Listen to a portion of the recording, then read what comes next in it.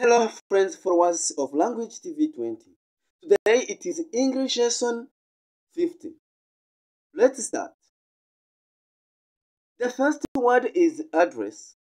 Address cyangwa se umwirondoro. Here we have an example. What is your address? Umwirondoro wawe ni uwuhe? The word number 2 is short. Gufi. Umuntu cyangwa ikintu kigufi. Here we have an example. This man is very short. Uyu mugabo ni mugufi cyane. The word number 3 is value. Agaciro. Here we have an example. This tool has no value. Iki gikoresho nta gaciro gifite.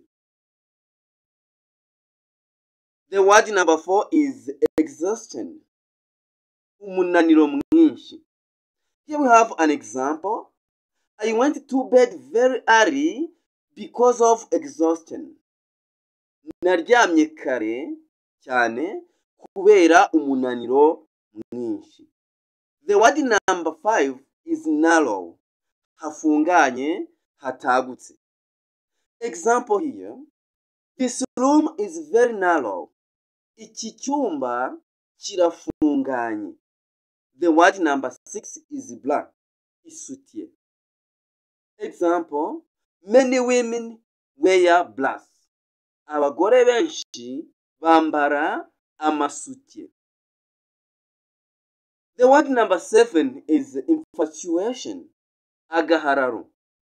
Agahararo ni cya gihe ubona umuntu cyangwa ikintu ukabikunda, hashira agahe gato ugahita ubyikuramo kumva ntukibikunze. Here we have example. Their love is infatuation. Urukundo rwabo ni agahararo. The word number 8 is quarrel. Impaka cyangwa se uguharira. Example here.